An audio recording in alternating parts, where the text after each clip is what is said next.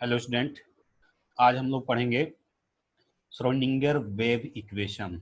ठीक है, तो मैं आप लोगों को जो है यहाँ जो है कैसे श्रोडिंगर वेव इक्वेशन कैसे प्रूव किया जाता है ये बताऊंगा। ठीक है, और उसका जो है सिग्निफिकेंस क्या है और उस पढ़ने से फ़ायदा क्या होता है और इससे क्या क्या निकल कर चीज़ें आता है। ठीक है, कैसे जो है यहाँ से जो है जो क्वांटम नंबर होता है, ठीक है, आप लोग पढ़े होंगे क्वांटम नंबर। ठीक है, जो प्रिंसिपल क्वांटम नंबर होता है, azimuthal quantum number, magnetic quantum number, spin quantum number, ये सब जो है कैसे निकल कर आता है श्रोडिंगर वेव इक्वेशन से। ठीक है, ये सब जो है आज मैं आप लोगों को बताऊंगा। ठीक है, तो हम लोग क्या पढ़ेंगे आज? Schrodinger wave equation. Schrodinger wave equation मैं एक बार लिख दे रहा हूँ। श्रोडिंगर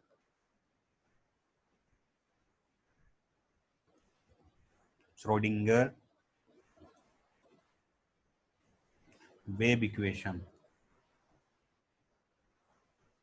ठीक है, Schrodinger wave equation. Schrodinger wave equation क्या है मैं बता देता हूँ। श्रोडिंगर वेव इक्वेशन क्या है? देखिए, del square psi upon del x square plus del square psi upon del y square plus del square psi upon del z square plus 8 pi square m h E minus U naught psi is equal to 0। ठीक है, यहाँ पर x Y Z क्या है? X Y Z है, x Y Z क्या है? ये है कार्टेशियन कोऑर्डिनेट। क्या है? Cartesian coordinate. ठीक है, कार्टेशियन कोऑर्डिनेट बोलते हैं इसको। ठीक है, और जो एम है वो क्या है? मास ऑफ इलेक्ट्रॉन है, मास ऑफ इलेक्ट्रॉन है। और एच क्या है? ये है प्लांक कांस्टेंट, प्लांक कांस्टेंट। ठीक है, और ई क्या है? टोटल एनर्जी है, total energy, total energy of electron. ठीक है, टोटल एनर्जी ऑफ इलेक्ट्रॉन। और यहाँ पर यू नॉट क्या है? ये potential energy, potential energy of electrons. ठीक है, पोटेंशियल एनर्जी ऑफ इलेक्ट्रॉन्स। तो ये हो गया श्रोडिंगर वेव इक्वेशन, और हम लोगों ने जाना है कौन मतलब क्या है।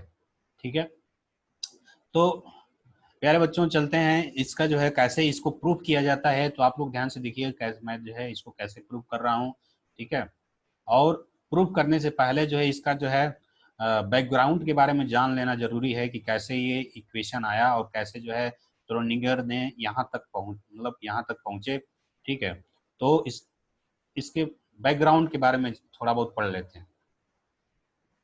देखिए, सर्वप्रथम क्या आया था? डाल्टन मॉडल्स आया था, डाल्टन एटॉमिक मॉडल आया था, जिसमें ये बताया गया था कि जो मैटर होता है छोटे छोटे पार्टिकल से मिलकर बना होता है, और वो जो पार्टिकल्स है उसे क्या कहा गया था? एटम कहा गया था। ठीक है, बाद में पता चला कि एटम के अंदर इलेक्ट्रॉन और प्रोटॉन और न्यूट्रॉन भी होता है। तो ये बाद में आया प्लम पुडिंग मॉडल, जिसको हम लोग तरबूज का मॉडल या वाटरमेलन मॉडल के नाम से जानते हैं। ठीक है, बताया गया कि जो इलेक्ट्रॉन होता है, जैसे तरबूज में बीज धसा होता है उसी तरह से इलेक्ट्रॉन धसा होता है, और जो रेड पार्ट होता है तरबूज में उसी तरह से प्रोटॉन चारों तरफ डिस्ट्रीब्यूटेड होता है, अर्थात प्लस चार्ज जो है डिस्ट्रीब्यूटेड होता है। लेकिन रदरफोर्ड ने जो है गोल्ड फाइल लेकर अल्फा पार्टिकल का बम्बार्डिंग किया, तो उन्होंने पाया कि जो है जो प्लस चार्ज होता है चारों तरफ डिस्ट्रीब्यूटेड ना होकर, जो एटम में जो है यूनिफॉर्मली डिस्ट्रीब्यूटेड ना होकर, वो क्या होता है? एक जगह सेंट्रलाइज होता है। तो रदरफोर्ड ने क्या किया? न्यूक्लियस का खोज किया। क्या किया? न्यूक्लियस का खोज किया। ठीक है, न्यूक्लियस का खोज किया, और रदरफोर्ड ने न्यूक्लियस का खोज किया, और उन्होंने अपना जो मॉडल दिया तो उन्होंने बताया कि न्यूक्लियस होता है, न्यूक्लियस में प्लस होता है, और उसके चारों ओर इलेक्ट्रॉन क्या करता है? चक्कर लगाता है, और जब चक्कर लगाता है तो उसमें से क्या निकलता है? इलेक्ट्रोमैग्नेटिक रेडिएशन निकलता है। ठीक है, बाद में ये फेल हो गया था, तो आया था Niels Bohr model. Niels Bohr model ने क्या किया? जो बताया कि जो एटम के अंदर जो इलेक्ट्रॉन होता है, ठीक है, वो एक फिक्स पाथ पर चक्कर लगाता है। उन्होंने क्या कहा? उसको ऑर्बिट कहा। ठीक है, जिस पाथ पर इलेक्ट्रॉन चक्कर लगाता है उसको उन्होंने ऑर्बिट कहा। और उन्होंने बताया कि जो distance between nucleus and electron जो होता है वो क्या होता है, वो फिक्स होता है। जैसे आर है यहाँ पर, वो रेडियस एक इलेक्ट्रॉन के लिए क्या होता है, फिक्स होता है। और एनर्जी क्या होता है, जो जिस ऑर्बिट में जो इलेक्ट्रॉन चक्कर लगाता है उसके पास जो एनर्जी होता है वो भी क्या होता है, फिक्स होता है। तो एनर्जी को क्या किया उन्होंने, क्वांटाइज कर दिया। और क्वांटाइज करने का जो है उनका जो है किसका कॉपी किए थे क्वांटाइजेशन करते समय, वो प्लांक का जो कंसेप्ट था, प्लांक का जो कंसेप्ट था उसका उन्होंने कॉपी किया था। ठीक है, प्लांक ने क्या बताया था कि जो फोटान होता है वो क्या होता है, क्वांटाइज होता है। और उसके पास जो एनर्जी होता है एच न्यू होता है। ई इक्वल टू क्या होता है, एच न्यू होता है। ठीक है, E equal to h nu होता है। बाद में जो है ये जो आइंस्टीन ने देखा कि जो इलेक्ट्रोमैग्नेटिक रेडिएशन होता है वो उसमें पार्टिकल का भी नेचर है, पार्टिकल का भी नेचर। पार्टिकल का नेचर किससे आया, पार्टिकल का नेचर जो है फोटो इलेक्ट्रिक इफेक्ट से आया। ठीक है, फोटो इलेक्ट्रिक इफेक्ट से आया। आइंस्टीन ने जो है उसको एक्सप्लेन किया था कि फोटो इलेक्ट्रिक इफेक्ट की घटना कैसे होती है। तो आइंस्टीन ने जो है फोटान को क्या माना था, पार्टिकल माना था। ठीक है, तो यहाँ तक हम लोगों ने जाना था। ठीक है, उसके बाद जब बोहर अपना मॉडल प्रस्तुत किए उसके बाद आए देव ब्रॉगली। ठीक है, देव ब्रॉगली, देव ब्रॉगली ने क्या किया, देव ब्रॉगली ने जो है बताया कि जो है लैम्डा इक्वल टू होता है एच अपान पी। अर्थात तो उन्होंने क्या कहा, जो जो माइक्रोस्कोपिक पार्टिकल्स होता है जैसे इलेक्ट्रॉन हो गया, प्रोटॉन हो गया, न्यूट्रॉन हो गया, ठीक है, और यहाँ तक कि एटम हो गया। ठीक है, ये सब क्या मतलब कैसा बिहेव करते हैं, पार्टिकल और वेव दोनों की तरह बिहेव करते हैं। इसमें दोनों का नेचर है, पार्टिकल का भी नेचर है और वेव का भी नेचर है। ठीक है, जैसे इलेक्ट्रोमैग्नेटिक रेडिएशन है तो उसमें क्या है, पार्टिकल का भी नेचर होता है और इलेक्ट्रोमैग्नेट क्या होता है, वेव का भी नेचर होता है। उसी तरह से जो इलेक्ट्रॉन प्रोटॉन न्यूट्रॉन होता है उसमें भी क्या होता है, पार्टिकल और वेव दोनों की तरह उसका नेचर होता है। ठीक है, जब दे ब्रॉगली ने ये बताया तो पीछे का जो भी नील्स बोहर का जो कंसेप्ट था वो हो गया फेल। ठीक है, वो जो है उस पर जो उसमें करेक्शन करना पड़ेगा। ठीक है, तो करेक्शन करने के जो है क्रम में क्या आया, क्वांटम फिजिक्स का जो है निर्माण हुआ, क्वांटम फिजिक्स का जो है उत्पत्ति हुआ। ठीक है, उसके साथ ही जो है हाइजेनबर्ग जो है और जो है उसमें जोड़ दिया। हाइजेनबर्ग ने क्या जोड़ा, हाइजेनबर्ग ने बोल दिया कि जो है जो इलेक्ट्रॉन है, जो नील्स बोहर ने बताया है कि इलेक्ट्रॉन जो है एक फिक्स लोकेशन पर पाया जाता है और फिक्स जो है डिस्टेंस पर पाया जाता है। हाइजेनबर्ग ने क्या बोला कि ये गलत है, फिक्स लोकेशन और फिक्स पोजीशन और फिक्स जो डिस्टेंस है वो गलत है। ठीक है, नील्स बोर ने यह भी कहा था कि जो इलेक्ट्रॉन एक्साइट होता है तो दूसरे ऑर्बिट में जाता है, हायर ऑर्बिट में जाता है। ठीक है, तो उन्होंने फिक्स कर दिया था, लेकिन ये नहीं बताया था कि किस रास्ते से होके जाएगा और कहाँ जाएगा। ठीक है, ये कोई नहीं बता सकता है, एटम के अंदर जो है कोई जाकर अंदर थोड़े देखा, अंदर तो कोई कोई गया नहीं है। तो हम जो इजेक्ट लोकेशन और जो है किस रास्ते से किस पाथ को जो फॉलो किया है ये नहीं बता सकते हैं। तो वहां से आता है अनसर्टेनिटी का प्रिंसिपल, जिसको बोलते हैं हाइजेनबर्ग का अनसर्टेनिटी प्रिंसिपल। ठीक है, तो इतना हो गया। अब ये सब जो है कंसेप्ट को मिलाते हैं तो होता है एक क्वांटम फिजिक्स का निर्माण। ठीक है, क्या होता है क्वांटम फिजिक्स का निर्माण। अब क्वांटम फिजिक्स में क्या माना गया, क्वांटम फिजिक्स में ये माना गया, आज श्रोडिंगर ने क्या माना, श्रोडिंगर ने ये कहा, ठीक है, श्रोडिंगर ने ये माना, मैं जो है इसको इरेज कर रहा हूँ। श्रोडिंगर ने ये माना कि देखो भैया ये है प्लस, जिसको हम लोग न्यूक्लियस बोलते हैं। तो आप लोग जानते हैं कि प्लस चार्ज के कारण से उसके चारों ओर क्या होता है, हो जाता है इलेक्ट्रिक फील्ड क्रिएट, क्या होता है, इलेक्ट्रिक फील्ड क्रिएट हो जाता है। ठीक है, और ये जो इसका डायरेक्शन होता है किधर होता है, बाहर की तरफ होता है। और उसी जो है प्लस जो है, जो प्लस चार्ज होता है वो न्यूक्लियस में होता है और उसी के चारों ओर क्या होता है, इलेक्ट्रॉन चक्कर लगाता है। और कैसे चक्कर लगाता है, ऐसे वेव फॉर्म में चक्कर लगाता है। ठीक है, और इसमें जो है दोनों का नेचर है, ये पार्टिकल भी है और वेव भी है। ठीक है, तो ये सब जो पूरा कंसेप्ट को मिलाकर उन्होंने क्या किया, एक मैथमेटिकल फार्मूला दिया। ठीक है, अब चलेंगे हम लोग डेरिवेशन पर। ठीक है, कि उन्होंने डेरिवेशन कैसे किया। तो मैं जो है स्क्रीन चेंज कर रहा हूँ। ठीक है, आप लोग स्क्रीन शॉट ले लीजिएगा इसका। आगे चलो, मैं आप लोगों को लाता हूँ डेरिवेशन पर कि डेरिवेशन कैसे किया। ठीक है, देखिए जो इलेक्ट्रॉन है उसको मैंने क्या माना है, उसको मैंने जो है पार्टिकल भी माना है और वेव भी माना है। जब वेव मानेंगे तो इस तरह से चलेगा, ठीक है, इस तरह से चलेगा इलेक्ट्रॉन, ठीक है। और मान लीजिए वेलोसिटी भी है इसके अंदर, और मास कितना है, m है। मास कितना है इलेक्ट्रॉन का, m है, इलेक्ट्रॉन है ये, ठीक है। मास m, वेलोसिटी v, ठीक है।